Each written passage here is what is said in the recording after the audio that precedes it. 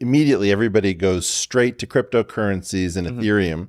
But one of the things that I've found fascinating about your story is that in order to be a good steward of this new and emerging economics, you've actually applied yourself a great deal to standard and regular economic theory. And I was curious, if I understand correctly, you dropped out of college after a year. You're self-taught in economics, but you've taken a real interest in understanding how markets and economic theory work. Is that a fair description? Yeah, I think so.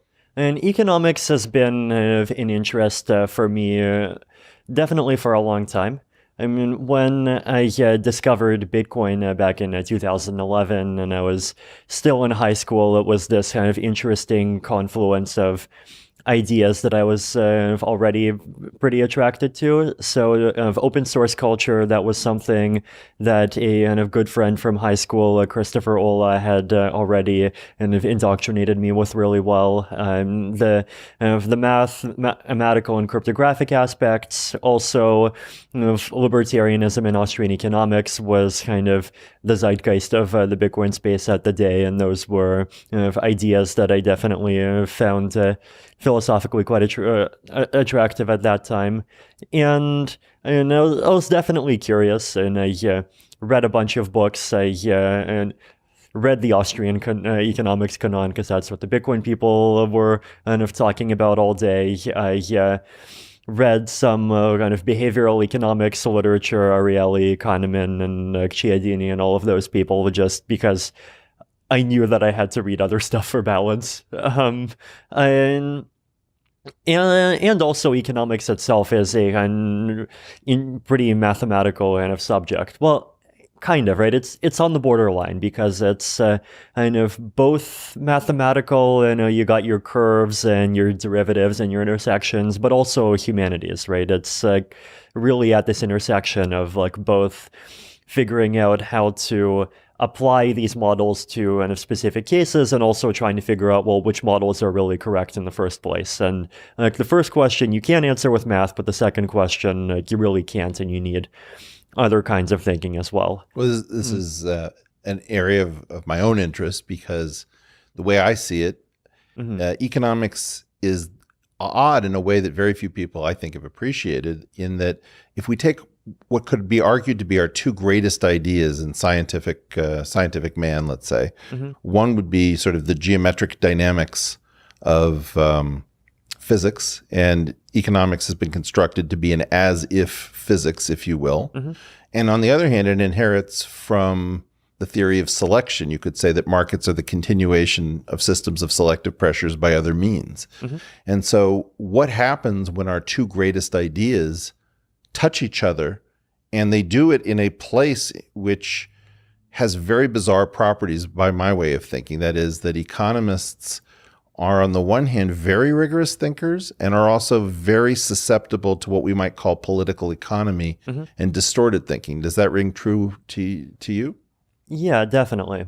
And there's definitely this kind of combination of like on the one hand, you have these mathematical formulas, and on the other hand, these assumptions. And often, like, the assumptions can be pretty well hidden, and they're kind of difficult to see at first glance, right? And like it really can be subtle, right? So, like, one of the arguments that economists tend to put forward is basically like mutually beneficial transactions are beneficial, and so like we should not interfere with them, right? Like if I have a Klein bottle and I want to sell you the Klein bottle, you're willing to pay $5, then I clearly value it at less than $5, you value it at more than $5, therefore the transaction's on net good, and like therefore I should give you the bottle and you should give me the money, and that's what we would do.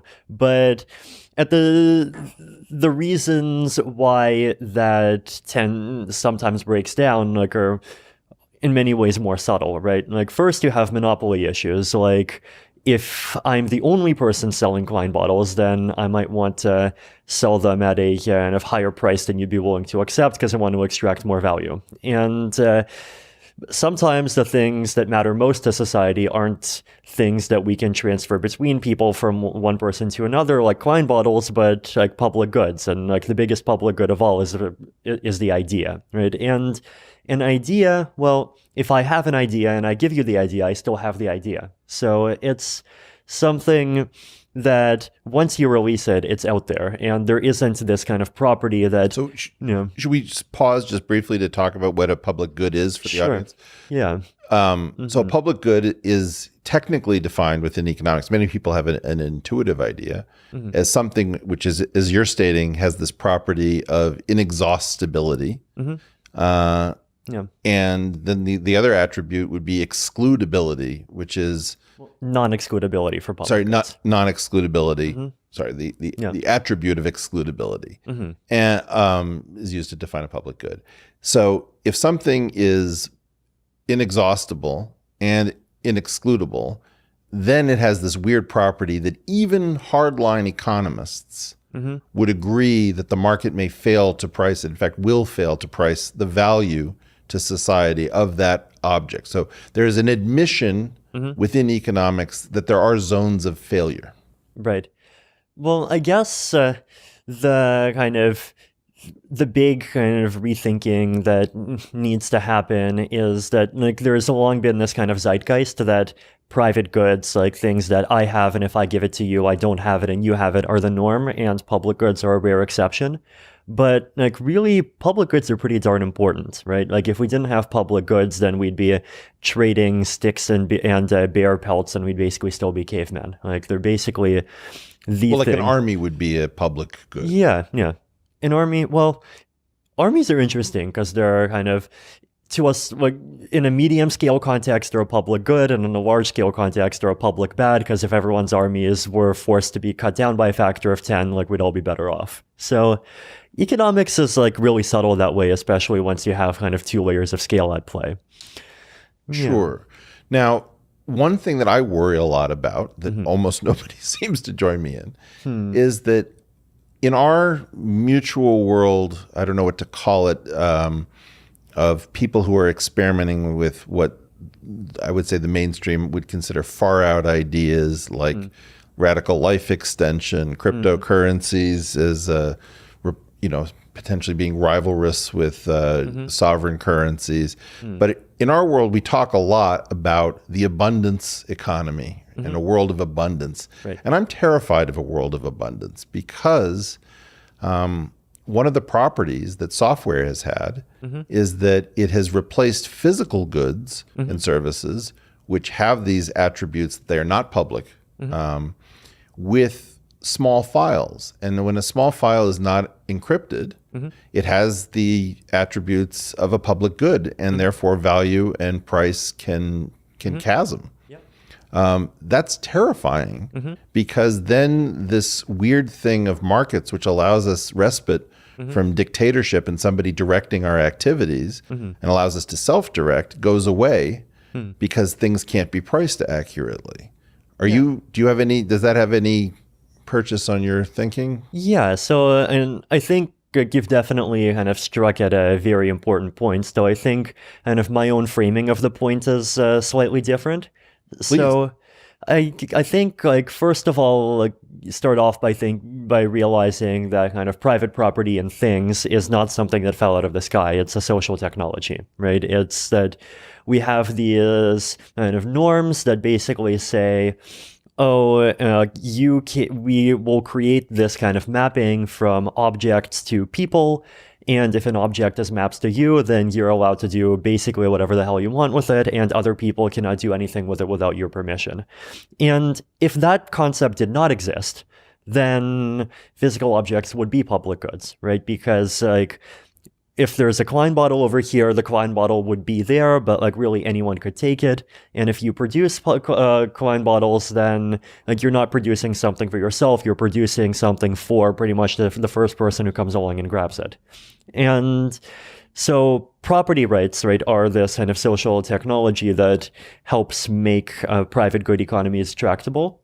And we could consider making social technologies to make public good economies tractable, right? Like the existence of public goods by itself is And it's not good or bad. Like, arguably, it's even good because it means that people can cooperate with each other on such large scales. The bad thing is that we don't really have good tools for handling it. And specifically, we don't have good tools for handling it that manage to simultaneously avoid both not giving good results and like basically being centralized and dictatorial. And so this is where my interest in radical exchange comes in.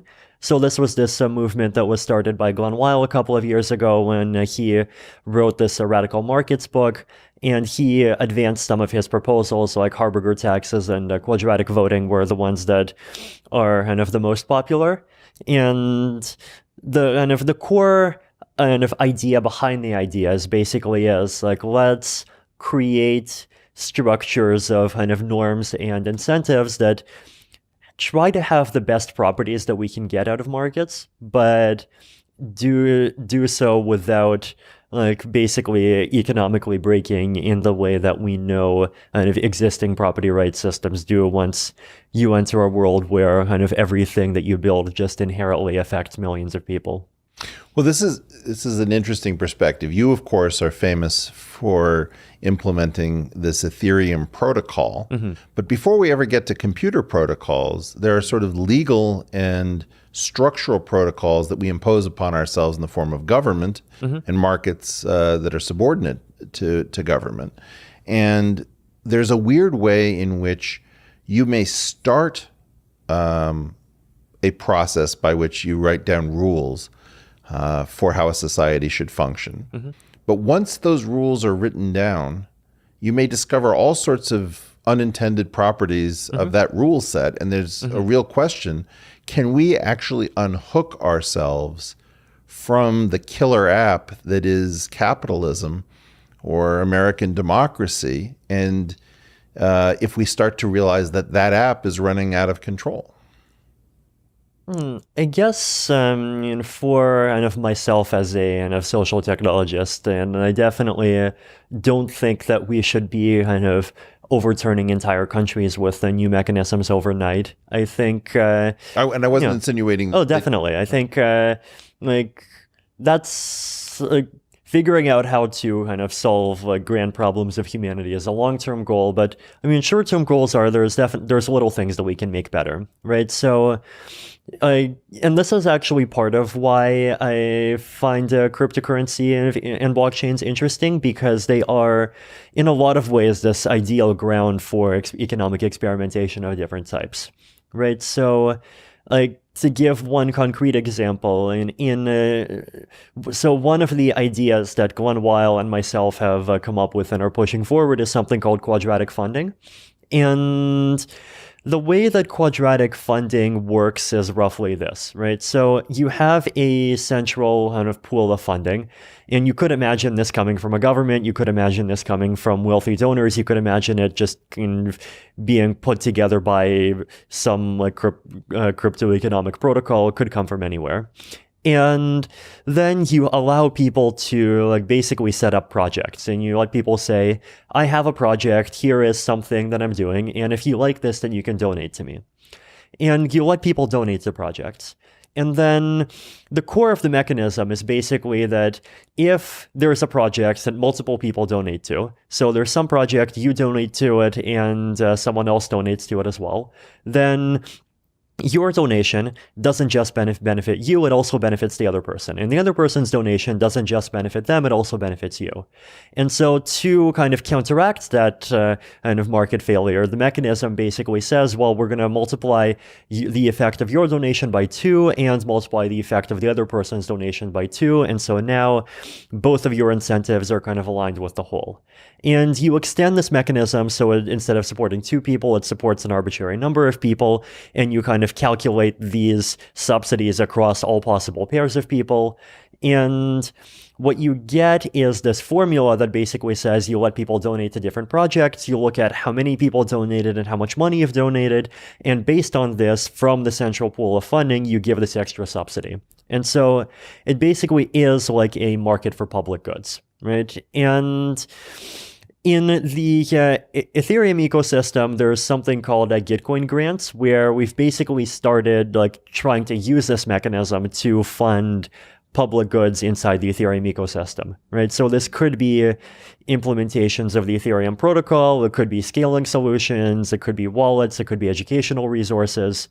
And we've had a kind of test round recently with about kind of $200,000 in this central matching pool, and it recently finished. I mean, you can go to gitcoin.co/grants to see the results, and we got contributions from hundreds of people, and the results it gave were actually pretty reasonable. So fantastic. Yeah, and so I think Ethereum could have a lot of value as in just being a test net bed for and decentralized governance and decentralized public good funding infrastructure of this kind. And well, I think that's fascinating. I guess one of the ways in which I would understand that is, when my wife, who's an economist, and I talk about this stuff, we often talk about a market democracy has these two voting systems. One is $1, one vote, and the other is one person, one vote. Theoretically, anyway, even if that's honored only in the breach. Yeah, and like liberal democracy does this horrible thing of like treating these as opposite poles, where something is either one or the other, and they're often fighting each other. When really everything's a spectrum. And I like that a lot. I mean, another thing that we've been discussing recently, and this again is sort of joint with Pia Milani, is thinking about the Chicago approximation, where you've got some reality that's incredibly nonlinear and complicated, and then weirdly, in one of these famous instances where the map is not the territory, you take this incredibly simplified world where agents have this properties you can't even believe you would ascribe to a human being, where you call it homo economicus, and it's perfectly rational, and it has all of these characteristics like an automaton that only makes rational decisions. And then you impose that like through law and economics programs, and suddenly you've distorted your society by taking the map as the territory so seriously that you don't realize that you're destroying something and distorting it. Yeah. No, that's definitely like it's a social. Like, it's one approximation, and I mean, we're never going to have approximations that are perfect because the world is just so. I'm glad to hear that. Yeah, and the world is just so complicated and so even rapidly changing in the 21st century. Like, all approximations are bullshit, but like you have to find a couple of good ones that work reasonably well and make progress for us. And I think that one of the things that's unfairly done to cryptocurrencies is that we expect them to solve all of the problems that already cropped up. Yes. in our forms of governance and our forms of currency and exchange and court systems. And that what we should be asking of them is to be improvements or to augment already existing systems. Now, one of the odd things about governance is we could view you as, in some sense, starting a rival virtual country that has a legal system because the Ethereum, I don't know what to call it, network platform protocol. It controls coins and it has the right to reassign those coins. And not only that, but it has a stand-in for the legal system in the form of what are called smart contracts.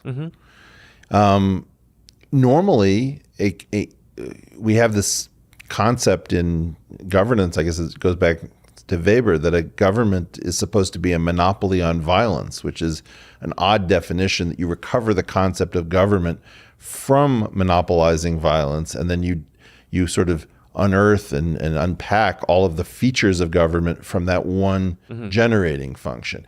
In some sense, a cryptocurrency and smart contracts derive from math rather than violence. Well, they derive from math and social consensus, right? Well, I love the fact that I was going to get to that, but yeah, no, because this is important, right? Because, like, for example, you have the Bitcoin blockchain, and then you have the Litecoin blockchain, which operates under like almost exactly the same set of rules as the Bitcoin blockchain, and yet the Bitcoin blockchain has a $100 million market cap, and the Litecoin blockchain has a $3 billion market cap, or something like that, and much less usage. So, like, blockchains are definitely not just math and technology.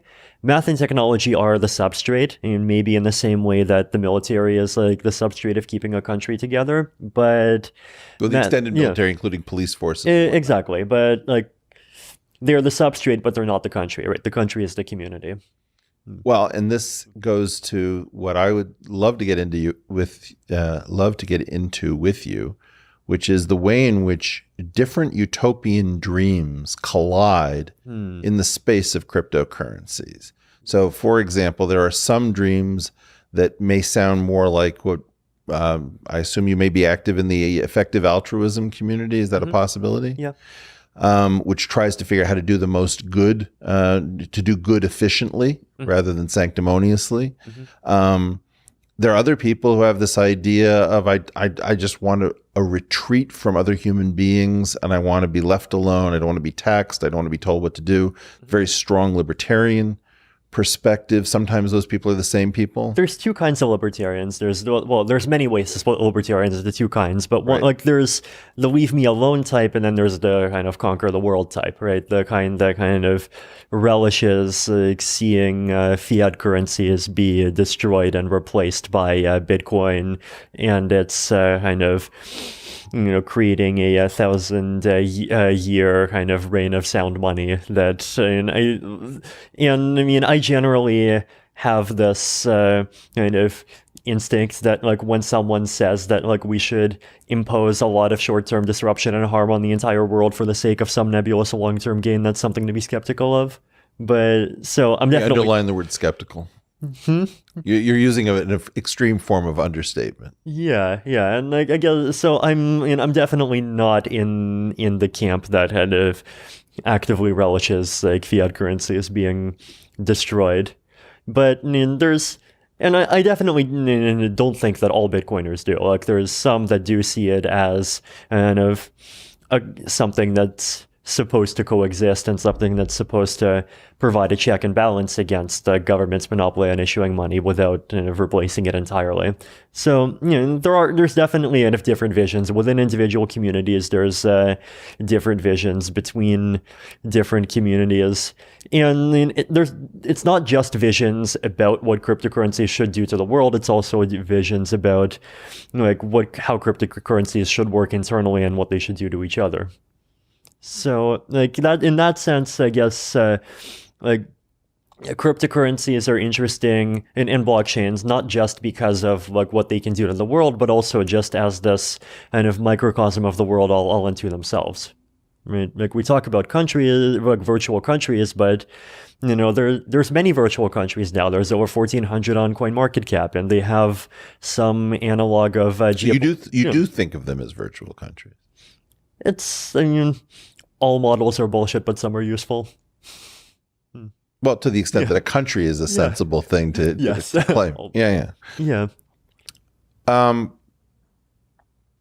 So in that world where we're dealing with often very radical individualism and a very strong sense that there is something wrong with the coercive aspect of a government. Do you worry that something that you have given birth to may start to behave in very different ways than you would ever want? Definitely. I mean, probably the closest that we've seen to things like this happening already would be the initial coin offering boom in 2017 and 2018.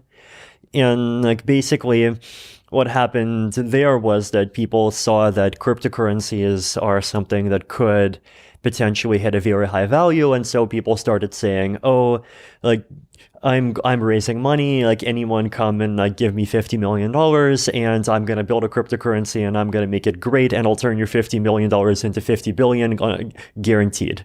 And this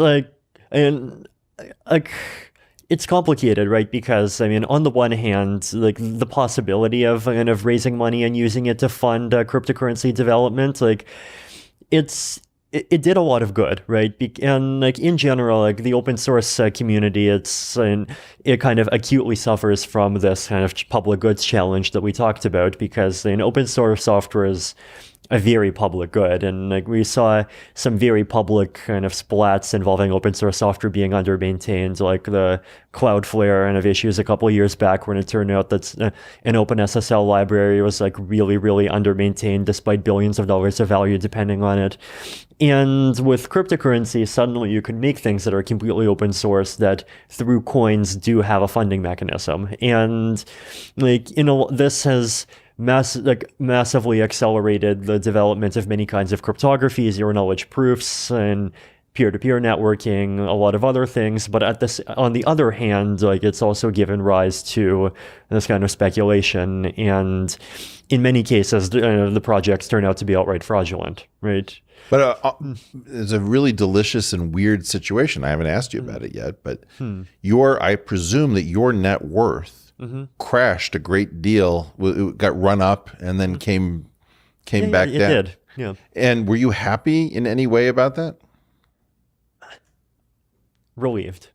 Relieved. Yeah. So when right at the top of the big bubble, like in December 2017, when Bitcoin was hitting 20,000, ETH was hitting 1,400. I made this tweet, and a series of tweets, and that kind of became somewhat famous within the space, where I basically said, the cryptocurrency space has reached $500 billion. Does it deserve it? Like, do the things that it's actually accomplished, like, hold a candle to the promises that the market is ascribing to it? And I mean, the subtext of my answer is not yet, and I was proven very right fairly quickly. But you didn't short it, did you? So I did get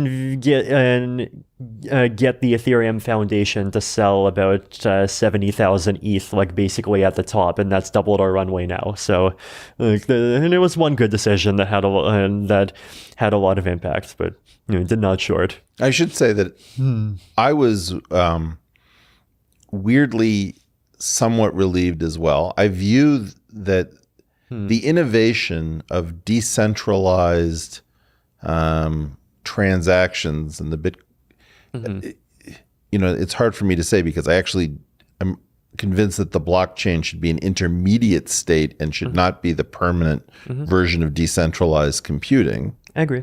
Okay.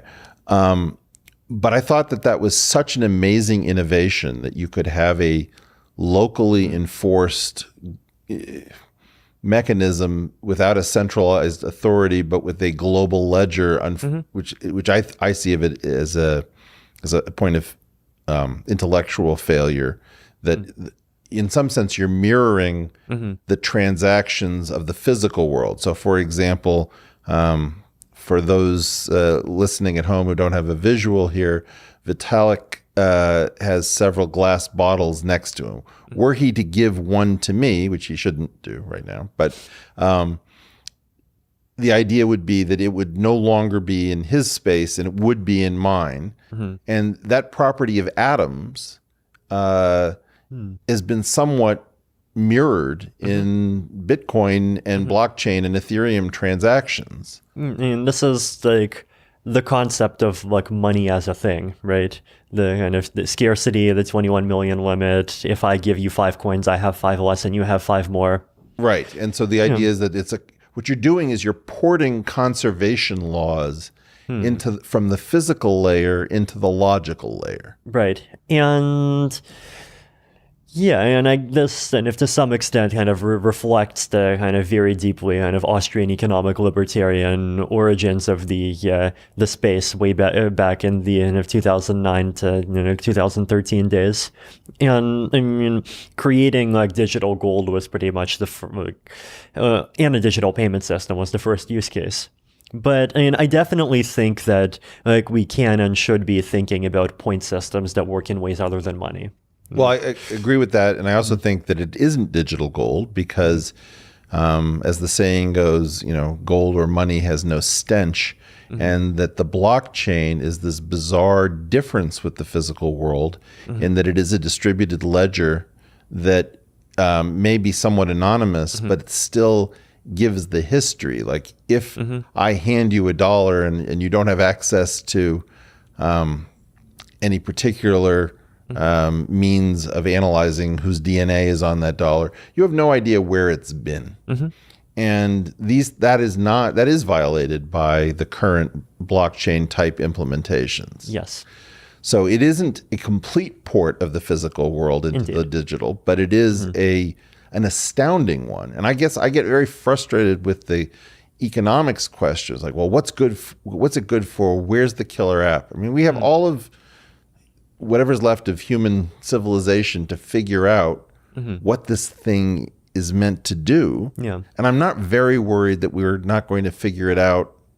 I mean, we're going to figure it out sooner or later because a conservation law in digital space is just too valuable. Is that wrong? Are you worried at all about the search for, like, I just hate this question. Where's the killer app? And I'm thinking, chill out, man. This is an astounding intellectual achievement. Is that wrong?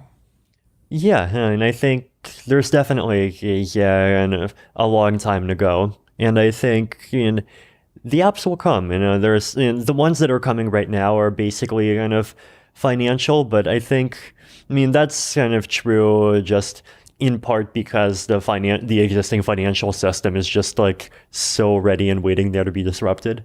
But in the long term, like there's Is disrupted a polite term for destroyed? You choose. Well, but there is something interesting here. You're 25 years old. Every bit of your adult life is post 2008. And to be 25 years old and in charge of a financial ecosystem to the extent that anyone is in charge of Ethereum, and I don't want to claim that you are sitting there running it, making all these decisions, that's an astounding thing that this has fallen to somebody whose adult life is post the crash. Do you think about that at all? That you don't have the same associations the rest of us do with markets when they were claimed to be working well. Like during the era of the great moderation, supposedly, when volatility was banished. Yeah. You were what, so 13, 12? Right.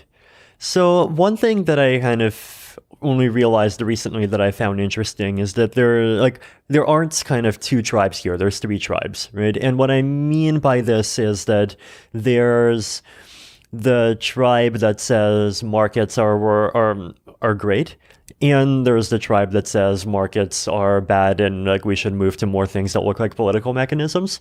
But then if you look at kind of the zeitgeist that's kind of fairly popular in the cryptocurrency space, definitely even still now to a big extent, it's that markets are great, but the thing that existed and exists like isn't markets.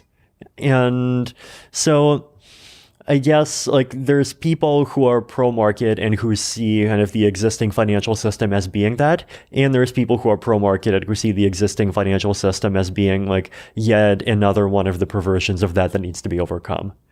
Well, it's odd because I would love to fix our democracy. I'd love to fix our markets, but I have to say I believe that I have grown up in an approximately 50-year bubble, which the silent generation and then the boomers presided over.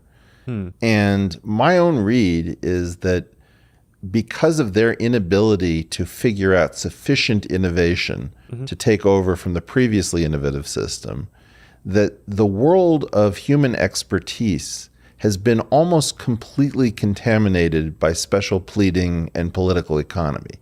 So that many of us who don't have a particularly Austrian or libertarian bent are just sick to death of being lied to by people claimed to be Nobel laureates in economics. Yeah. Does this have any emotional connection to you? Like I feel like I'm lied to about almost, the doctors are lying, the lawyers Totally. are lying, the accountants are lying, the extraction companies are lying. And it's not because of a million different reasons. It's because growth ran out and our whole society is predicated on a need for economic growth. Yeah, no, there's definitely kind of things that have changed in a system that's just not keeping up and doesn't understand that there is such a thing as keeping up. And it's like, so like even Glenn talks about this, right? Like he talks about kind of the markets as social technology mentality versus the like basically end of history mentality. And I guess like the way that I definitely saw this kind of zeitgeist 10 years ago that said kind of even more broadly than like markets versus other mechanisms. That's like things are 80% efficient and let's work to make them 95% efficient. Whereas like the thing that's really going on is that things are 3% efficient and we should work hard on making them 6% efficient. Like if you kind of move away from the narrow context of like I have something to sell and you have something to buy, which is pretty well optimized already, then there's lots of these kind of very big things that are happening that have just completely been missed. And I mean, technology and kind of network effects and and just generally kind of migrating from atoms to bits are definitely all a big part of it. So let's talk about something that's a little bit funny, which is if you start to replace government, as we were talking about, and you see it as a monopoly on violence, you notice that very often there's a very funny role played by organized crime. Now, of course, when we think about organized crime, we tend to get emotionally excited by it for whatever reason. We make lots of movies about it. It occupies the mind as something terrifying and alluring. And there's sort of two weird aspects to organized crime, one of which is violence as a contract enforcement mechanism. In other words, you're gambling, so you don't have access to the regular court system. Now you have a gambling debt. And so just the way our government would put you in jail if you started doing things, you couldn't fulfill all of your obligations and you were doing harm to lots of people and you couldn't be stopped. Organized crime has to do something. It can't maintain jails. So it can put the hurt on somebody for means of contract enforcement. So it's not looking to do violent things. It's looking to run illegal businesses for which there's demand. And then it has a problem of enforcement. Then there's another part of it, which is violence as the product. So for example, extortion, it'd be a shame if anything were to happen to this lovely business that you're running, is a veiled threat, pay us or we're going to do harm to your business, or, contract killings and the like. Are you worried that effectively by introducing parallel structures, both in the form of currency and in the form of contracts, smart contracts that are the sine qua non, I guess, of the difference between Bitcoin and Ethereum, that the killer app that is most likely to happen while the technology is still clunky and cumbersome and difficult is in the parallel space, that either you are going to replace organized crime as a place to do contractual business outside of the normal scope, which could be a benefit because organized crime still exists and is a bad thing because it uses violence and you would use math in place of it, or that it could actually be used to facilitate violence by using, let's say, prediction markets or something else